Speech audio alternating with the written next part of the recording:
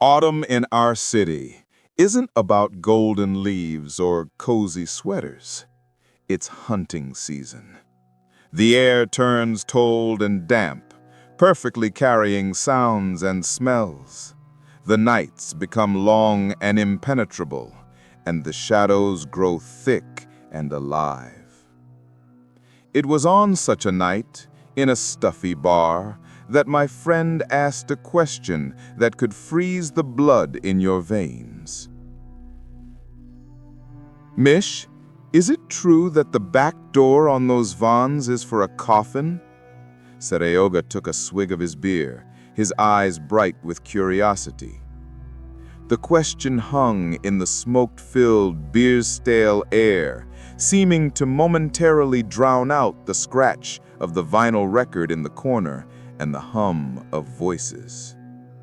I felt icy goosebumps run down my spine, vertebrae by vertebrae. It was too innocent, too mundane a question for the abyss it concealed. "True," I replied, trying to keep my voice from trembling and betraying the inner shake. "Especially in the backwater villages. It's convenient." "Wild," Seryoga gave a trusting grin. "Saw one today, near my building, on Kuzbaskaya. Windows tinted to 0. What an idiot! They'll get fined for sure." Everything inside me went cold, as if my heart had momentarily stopped and then plunged into an icy void. That void instantly began to fill with a thick, viscous dread. "Tinted?" I asked, too dispassionately. "And did it have a name on it?" "Think so. Gurant. Black and red stripes. But like, they were hauling a corpse home? Do they even do that anymore? Usually it's minivans." Every word was another nail in a coffin lid. My coffin? No, someone else's. For people like me, the silence of the last month and a half wasn't a gift, but the calm before the storm. The trap that had been waiting had finally snapped shut, and we were inside.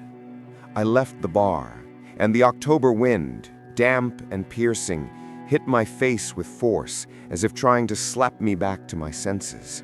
The streetlights cast quivering yellow puddles on the wet asphalt, in which something more than just shadows seemed to stir.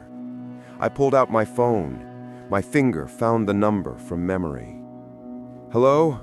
The voice of Beard on the other end was hoarse from cigarettes and strained to the limit, as if he'd just run a marathon. "The van. It's here. Kuspaskaya, 54. Garant." Silence on the other end, more eloquent than any scream. "Damn," Beard finally exhaled. "Assembling the team. Need a pickup?" "No, I'm on foot. Be there in 10. At the entrance of number 54, our people were already gathered. 10 or 12 vague shadows in the damp darkness, dressed in dark, nondescript clothing. Seryoga, who had followed me, shifted nervously from foot to foot, rubbing his hands. "Mish, who are they?" He nodded at the silent figures. "They won't jump us. Cops?" "Ours," I said curtly. "Shut up and watch." A tall, broad-shouldered man with a fiery red beard that hid a scar on his cheek emerged from the gloom. Beard. His eyes, cold and assessing, slid over Seryoga, then fixed on me. "Well, season's open?" His smile was joyless, the grimace of a tired wolf. "Open," I nodded, feeling a weight in my gut. "Garant. Humming, probably." "They all hum differently," Beard grumbled darkly. "Let's move." We entered the building. The smell of cheap air freshener, damp and old fear hit my nostrils. The elevator, with a drawn-out metallic screech as if reluctantly, carried Vanya and Gruzin, two of our most fearless and reckless guys, upstairs. In the ensuing silence, you could hear Seryoga's teeth chattering. "Tell him," Beard nodded at my friend. "Let him know what he stepped in. Otherwise, he'll run off squealing and ruin everything."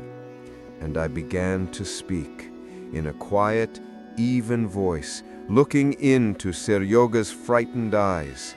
I told him not a fairy tale, but a survival manual, about the ghost Paz van that casts no shadow under the streetlights, about the Garant company, which isn't in any registry, whose phones lead to abandoned warehouses, about how this van silently, without a single diesel click, slinks through the night streets to leave its gift, a polished coffin, in a random, unremarkable apartment.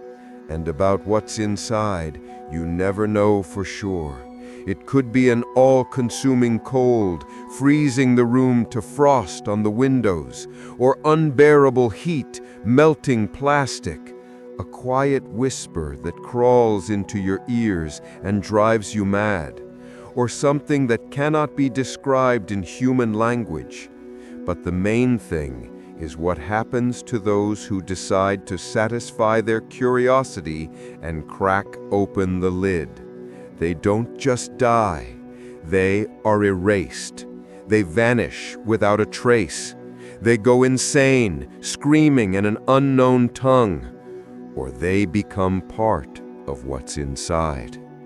Seryoga listened, and his skepticism melted before my eyes like wax before a flame, replaced by an ancient, animal fear. He was a programmer, a man of logic, and his world was cracking at the seams. "Found it," Vanya's voice sounded from Beard's radio, steady but tense. "6th floor, apt 138, doors unlocked." We went up the stairs, our small squad. The door to apartment 138 was indeed ajar. From the crack, ordinary domestic light spilled out.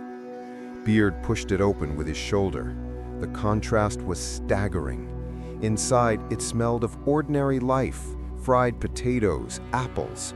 A tacky painting with a kitschy sunset hung on the wall. Worn paperbacks sat on the shelves. Coziness, warmth, normalcy. And in the middle of this normalcy, in the center of the living room, on two simple wooden stools, stood it. An ordinary casket, upholstered in worn burgundy velvet, unremarkable. But from it emanated a low hum, not a sound, but a vibration that didn't come through the ears, but from the very bones. It filled the room, pressed on the eardrums, made teeth vibrate. The air above it shimmered like over hot summer asphalt, distorting the outlines of the opposite wall. "Humming," Beard stated shortly, his face becoming a mask of granite. "One of the worst kinds. Fast, guys." The team, already clad in heavy protective suits resembling hazmat gear, began laying thick steel sheets on the floor. Welding apparatuses hissed. We worked fast, smoothly, like a well-oiled machine. I'd almost started to believe we'd get away with it. And then he burst into the apartment. The owner, a tall, sturdy man in his 40s, his face twisted with mundane, understandable rage. "Who the hell are you?" His roar momentarily overpowered the hum. "What's going on here? You brought a coffin into my apartment, you scum!" He moved towards us, fists clenched. Beard stepped forward, trying to stop him, to explain. "Listen, buddy, you don't understand." The punch was swift and precise. Beard, mighty Beard, took it to the jaw and crumpled to the floor like a felled tree. The other guys tried to restrain the brawler, but he was strong as an ox and enraged. He threw them off like puppies. In his eyes burned the sacred fury of a man whose fortress had been violated. He saw no horror, felt no soul-wrenching hum. He saw only sacrilege, vandalism, and lawlessness. "Don't open it!" I shouted, but my voice was lost in his roar. With one powerful motion, fueled by adrenaline and rage, he flung the coffin lid aside. And then the hum stopped. A silence fell, but not an ordinary one. A ringing, thick, unnatural silence, oppressive. We all, including my guys, froze, staring at him. He, breathing heavily, peered inside. His face, instead of horror, was twisted by a complete, absolute inability to comprehend. "What is this you've brought me? Is this a joke?" "It wasn't us," Beard rasped, struggling to his feet, wiping blood from his lips. And then the hum returned. But it wasn't the same hum. It was 10, 100 times louder, a low-frequency roar that went beyond the limits of hearing, but was no less physical for it. It went straight into the bones, into the brain. The window panes trembled, rang, ripples went across the surface of a goldfish bowl. "Plan B," Beard shouted, his face white. "That's it, we're leaving. Everyone, now!" We scrambled for the exit, shoving each other. "Hey, guys!" the owner shouted, and his voice held a crack of fear for the first time. "Take this damn thing! What is this?"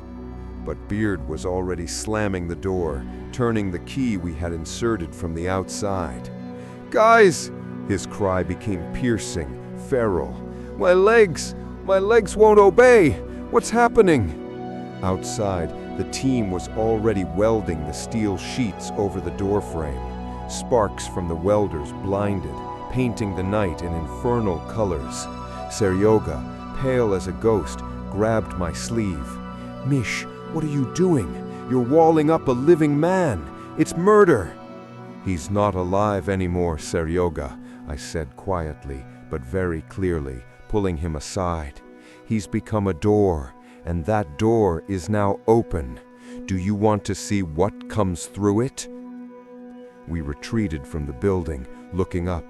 On the 6th floor, in that very apartment, a steady, ruthlessly bright light was burning. What will happen to him?" Seryoga whispered, his whole body trembling finely. "He will see the one who was brought in that coffin," Beard answered just as quietly, looking up. "Or become it, or simply cease to be. We don't know. We only know that after this, the city will become a little quieter, and the night a little thicker." And at that moment, the glass on the 6th floor gave way.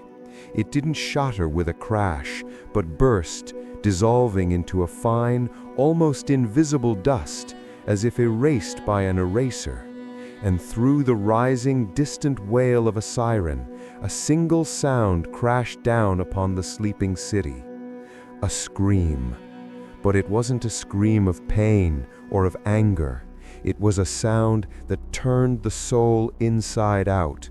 The sound of absolute, all-consuming horror before something the human mind could neither contain nor describe. Horror before a truth that should never have been known. The scream cut off as suddenly as it began. Silence fell. That same autumn, thick and indifferent silence. Beard sighed heavily. "It's done. He's been laid to rest." I looked at Seryoga.